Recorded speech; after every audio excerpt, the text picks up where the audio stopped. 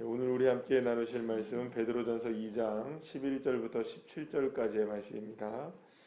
베드로전서 2장 11절에서 17절까지의 말씀 우리 함께 합독하시겠습니다. 사랑하는 자들아, 거류민과 나그네 같은 너희를 권하노니 영혼을 거슬러 싸우는 육체의 정욕을 제어하라. 너희가 이방인 중에서 행실을 선하게 가져 너희를 악행한다고 비방하는 자들로 하여금 너희 선한 일을 보고 오시는 날에 하나님께 영광을 돌리게 하려 함이라. 인간의 모든 제도를 주를 위하여 순종하되 혹은 위에 있는 왕이나 혹은 그가 악행하는 자를 징벌하고 선행하는 자를 포상하기 위하여 보낸 총독에게 하라. 곧 선행으로 어리석은 사람의 무식한 말을 막으시는 것이라. 너희는 자유가 있으나 그 자유로 악을 가리는 데 쓰지 말고 오직 하나님의 종과 같이 하라. 무사람을 공경하며 형제를 사랑하며 하나님을 두려워하며 왕을 존대하라. 아멘. 할렐루야. 베드로가 지금 편지를 보내고 있었던 장소는 로마였습니다. 그래서 로마에서 터키 지역을 비롯한 초대교회의 많은 성도들이 자신이 쓴 이 편지를 읽으면서 소망과 위로를 받기를 원하는 마음에 이 지금 편지를 쓰고 있는 것이죠. 그러면 여러분, 로마라는 곳은 어떤 곳이었느냐? 초대교회 당시 로마는 그 어느 곳보다, 그러니까 많은 지역에서 많은 어려움들이 많았지만 가장 어려운 곳을 한 곳을 꼽자면은 이 로마라는 지역을 꼽을 수 있었을 것입니다. 왜냐하면 여러분들 이 지금 베드로가 베드로전서를 쓸 즈음에 당시의 황제가 누구냐? 로마의 황제가 누구냐면 그 유명한 네로라는 황제가 지금 이 로마 시대의 가장 악한 왕이라고 말하는 그 네로가 지금 이 베드로가 쓰고 있었던 이 로마 교회 시대 때에 바로 왕이 바로 황제가 네로였던 것입니다.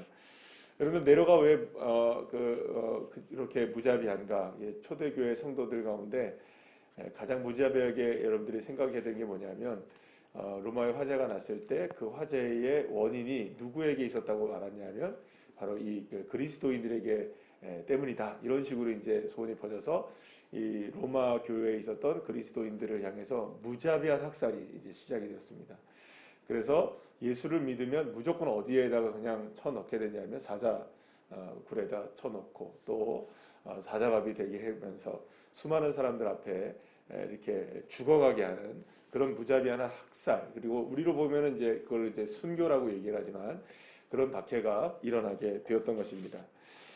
그런 이유로 나중에 여러분들 그 네로라는 그 존재는 요한계시록에 보게 되면 이제 그 짐승의 표라고 해서 666이라는 표가 나오잖아요. 그래서 666이 누구를 1차적으로 지칭을 하는 거냐면 이제 네로가 다시 이제 부활할 것이다라는 이런 그 이야기가 있어서 그래서 악의 화신으로서의 666이라는 의미로서 네로를 이렇게 염두에 두고 이야기할 정도로 그만큼 네로는 이 초대교회 당시에 이 로마교회, 특히 로마교회나 초대교회 당시에 정말로 두려운 존재, 정말로 가장 악한 존재가 이 네로 황제였던 것을 알게 됩니다. 자, 그런데 여러분들 오늘 본문에 보게 되면 우리가 조금 이해할 수 없는 이야기가 좀 나오게 되는 것 같습니다. 무슨 얘기를 하냐면 13절 말씀해 보십시오. 인간의 모든 제도를 주를 위하여 순종하되 혹은 위에 있는 왕이나 혹은 그가 악행을 하는 자를 징벌하려고 선행하는 자를 포상하기 위하여 보낸 총독에게 하라. 그러니까 왕이나 총독에게 지금 뭐 하라는 겁니까? 순종하라. 여러분, 지금 네로가 지금 누구를 박해하고 있습니까? 예수 믿는 사람들을 다 찾아내서 사자굴에 던지고 있는데 그런데 지금 베드로가 무슨 얘기를 하고 있는 거냐면 그들에게 순종해야 된다라고 얘기를 하고 있는 거예요. 여러분들, 만약 우리 같으면 이런 이야기를 들을 때에 아멘 하고 이야기가 나올까요? 그게 쉽지 않은 이야기죠. 왜냐하면 만약에 지금 우리 예를 들어서 우리 나라의 정부가 지금이랑 뭐 2000년 전이랑은 전혀 다른 제도에 있지만 우리가 상식적으로 생각해봐도 지금 우리 그 나라에서 예를 들어서 막 대통령이 막 기독교를 박해하고 기독교를 막 한다면 여러분 우리가 가만히 있어야 되나요? 이거 문제를 불합리하다고 얘기를 해야 되나요? 그냥 무조건 그냥 당해야 되나요? 이런 차원으로 우리가 생각해 본다면 물론 뭐 이 상황은 전혀 다를 수도 있겠지만 우리가 이해할 수 없는 이야기인 거죠. 어떻게 이거를 순종하라고 얘기할 수 있을까? 그 존재가 바로 누구였는데, 네로 황제였는데 어떻게 여기다 순종하라고 얘기할 수 있을까라고 생각할 수 있는 것이죠. 그런데 여러분들, 놀라운 일은 뭐냐면 정말 이런 일들이 일어났다는 거예요. 그러면 여러분 한번 생각해 보시죠. 이런 박해 속에서 그리스도인들이 정말로 이런 순종의 역사가 일어났고, 놀라운 건 뭐냐면 그들이 사자굴에 던져지고 이 순교의 자리로 나가는 걸 결코 두려워하지 않았다는 거예요. 그래서 수많은 사람들이 순교의 자리에 나갑니다. 박해를 받아서 순교의 자리에 나가서 진짜로 목숨을 잃어요. 그러면 예를 들어서 이런 겁니다. 10명을 죽여요. 예를 들어서 10명을 예를 들어서 순교를 시켜요. 사자굴에 던져요. 그러면 여러분, 그거 보면서 무서워서 예수를 안 믿어야 될 거 아니에요. 여러분 그렇잖아요. 10명이 그렇게 해서 죽는다. 옆에 주변 사람들이 죽었다. 그러면 안 믿어야 되는데 이상한 일이 벌어지는 거예요. 어떤 일이 벌어지냐면 10명이 그렇게 죽으면 놀랍게도 20명이 더 새로운 신자가 생기는 거예요. 100명이 죽으면 1000명이 생기는 거예요. 그러니까 아무리 순교를 시키고 아무리 박해를 하고 아무리 이 사람들을 죽여도 그리스도인들을 죽여도 더 많은 사람들이 예수를 믿게 되는 이런 이상한 일들이 벌어지기 시작했던 거죠.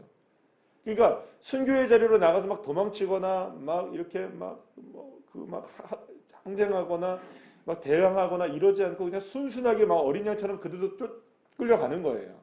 힘없이 끌려가는 거예요. 그런데 거부하지도 않고 그렇게 죽어가는데 더 많은 사람들이 예수를 믿게 되는 거예요.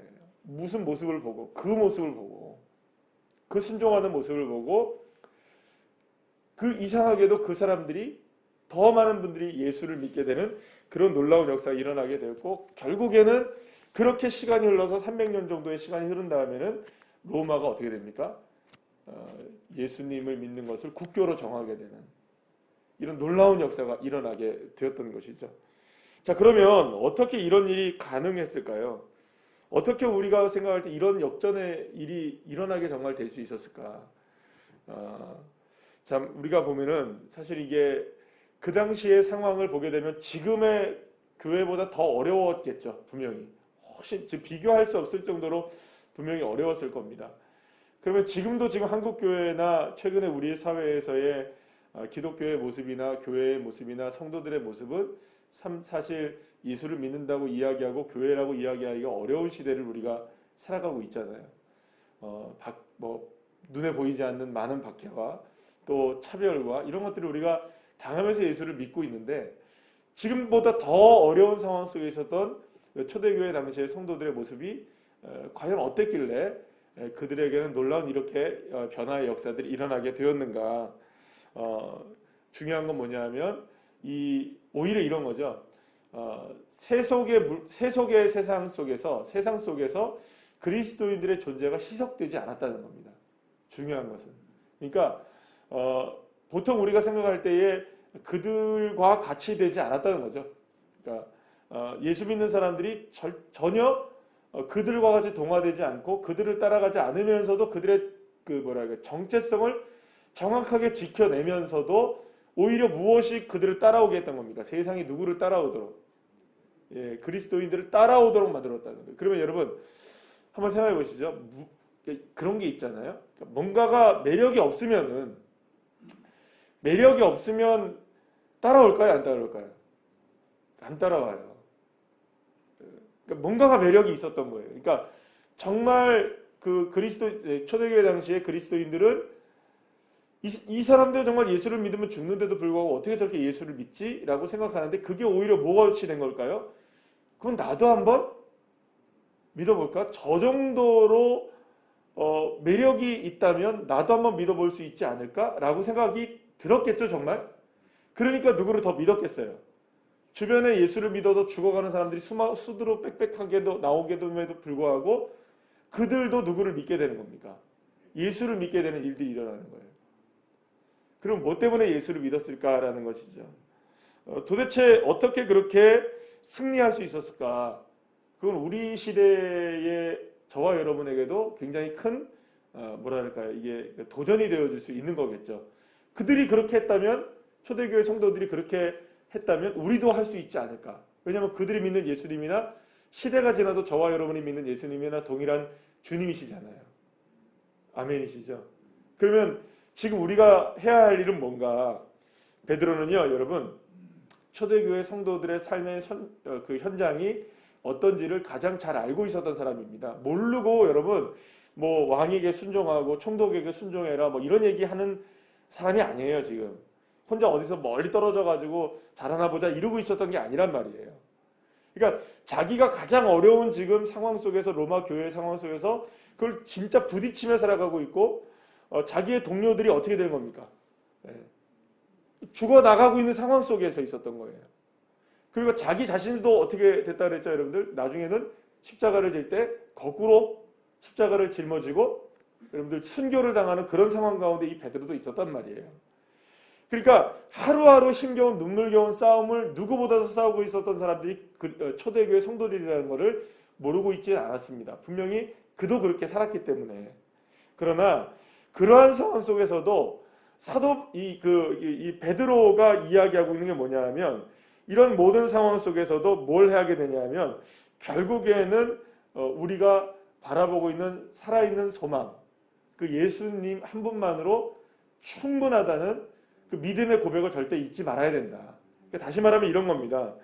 그러한 상황 속에 있는데 주변 사람들이 보는 거죠. 주변 사람들이 볼 때 도대체 저 사람들이 저렇게 죽어가면서 무엇이 저렇게 기쁘고 즐거울까? 어떻게 슬프지 않을 수 있을까? 어떻게 당당하게 저렇게 죽음을 맞이할 수 있을까? 그들의 표정이 달랐을까요? 안 달랐을까요? 달랐겠죠. 그들의 표정이 죽을 상이 아니었다는 겁니다. 살 상이었다는 거예요. 그러니까 죽어가는데도 불구하고 살아있는 소망이 있었던 거죠. 그러니까 얼굴에는 그러니까 상황은 지금 죽어가고 있어서 막 울부짖으면서 살려달라고 애원을 하고 막 눈물을 흘리고 콧물을 흘리고 막 그래야 되는 상황인데, 아니 세상에 그리스도인들에게는 이상하게도 얼굴에 무엇이 나오는 겁니까? 행복한 미소가 나오는 거예요. 이게 이해할 수 없는 일들이죠. 아니 분명히 이거는 죽음인데 어떻게 그 상황에서 행복한 미소가 나올 수 있을까? 그러니까 왜 그럴까 생각해 보면, 우리가 지난주 계속 얘기한 것처럼 무엇이 있었기 때문에, 살아있는 소망을 품고 있었기 때문에 죽으나 그들은 살아있는 겁니다. 그러니까 죽음이 결코 무엇을 막지 못하는 걸까요? 내 안에 살아있는 소망을 꺾어버리지 못하는 거죠. 그러니까 소망이 있으니까 뭡니까? 그러니까 행복한 얼굴이 되는 거예요. 소망이 있으니까 기뻐지는 거예요. 소망이 있으니까 즐거워지는 거예요. 그러니까 바보같이 이런 게 아닙니다. 상황도 인식하지 못하고 뭐 세상 물정도 모르고 그냥 이렇게 웃는 그런 게 아니고요. 이유가 있는 웃음이었고, 이유가 있는 미소였고, 이유가 있는 행복함이 있었다는 것이죠.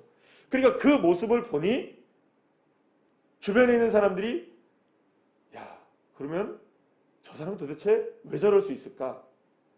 그러면 여러분들 생각해 보세요. 나도 한번 저런 인생을 살아보면 어떨까? 라는 마음이 들까요? 안 들까요? 들겠죠. 그의 표정을 보고, 그의 얼굴을 보고. 여러분들도 한번 그 주변에 이렇게 그 사람들을 만나보게 되면은, 이 교회를 넘어서도 마찬가지고 교회 안에서도 마찬가지고 어느 곳에도 마찬가지지만, 항상 웃는 사람이 좋습니까? 항상 얼굴을 찌푸리고 있는 사람이 좋습니까? 그렇죠. 나 자신 스스로도 누군가를 볼 때에 늘 언제나 이렇게 미소를 띠고 있는 사람이 좋지, 내가 볼 때 누군가가 이렇게 날마다 이게 인상 찌그리고 살고 막 푹푹 거리고서 하늘 보고 땅 보고 한숨 푹푹 쉬며 살아가는 사람들 보면 여러분 그 옆에 가려고 하겠어요? 아니면 그 한숨이 나한테도 옮을까봐 이렇게 하겠어요, 여러분들? 그렇잖아요. 그래서 예전에 그런 말이 있잖아요. 웃으면 뭐가 온다고, 복이 온다고 그래가지고 정말 웃는 사람에게는 얼굴에 침도 못 뱉잖아요, 우리가. 그러니까 우리 주변에도 그런 사람이 있으면 참 기분 좋아져요. 여러분들 그렇잖아요. 그러니까 세상 사람들은 똑같다는 거예요. 세상 사람들도 자기들도 살아가는데 어려운 일들이 있을 거 아니에요. 네. 그런데 이 사람은 나보다 더 어려운데, 분명히 내가 볼 땐 얘는 예수 믿는 사람이어서 이제 죽을 수밖에 없는 상황에 처해 있는데, 그런데도 불구하고 자기는 예수를 믿음에 대해서 감사하게 생각하고 또 기뻐하고 얼굴에 늘 언제나 미소를 띠고 있다. 그럼 도대체 얘는 뭐지? 생각할 거 아니에요. 그게 매력이었던 거예요. 그게 매력. 그게 그리스도인들에게 전도의 가장 큰 무기였던 것이죠. 무엇이 그들의 삶을 행복하게 만들었을까? 그들의 삶을 무엇이 나와는 다르게 만들까? 궁금하잖아요. 궁금하면 여러분들 500원을 내야 되잖아요. 그래서 알아야 되잖아요. 그죠? 그래서 알아보는 거예요. 야, 너 도대체 왜 그러냐? 도대체 어떻게 했길래 너는 미소가 떠나지 않냐? 내가 알려줄까? 내 안에는 무엇이 있다? 살아있는 소망이 있어. 그러니까 나는 지금 죽을 것 같은 상황 속에서도 내가 웃을 수 있는 거야. 자연스럽게 뭐가 됐을까요, 여러분? 그들이 궁금하니까 정말로 그 죽어가는 상황 속에서도 행복할 수 있었던 것을 자연스럽게 전하게 되어서 그것이 전도가 되어지고 복음의 역사가 그렇게 일어나게 되었던 것입니다.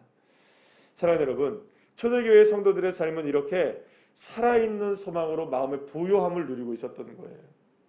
이 세상에 그 무엇을 원하는 그것이 이루어졌기 때문에 기뻐하는 열망으로 인하여서 기뻐하고 즐거워하고 있는 것이 아니라 오직 누구만을 의지하면서 주님만을 바라보고 하나님만을 의지하고 그 상황 속에서 그것을 힘을 입어서 내가 날마다 기뻐할 수 있는 거예요. 그러니까 여러분, 저와 여러분은 환난을 당합니다. 성경도 늘 우리에게 얘기합니다. 두려워할 수도 있습니다. 근심과 걱정도 있습니까? 없습니까? 있어요. 우리가 금요일날 철야예배 때 느헤미야에 관한 이야기 하다가 느헤미야도 두려웠어요? 안 두려웠어요? 그토록 기도하는 사람도 왕 앞에서 두려움을 떤다니까요. 두려워하고 막 이런다니까요. 그러니까 두려움은 엄습해 와요. 환난은 다가와요. 어려움도 있어요. 그러나 환난을 당하나 너희는 담대하라. 근심하나 여러분들 우리가 근심에 휩싸이지 않는 것이죠.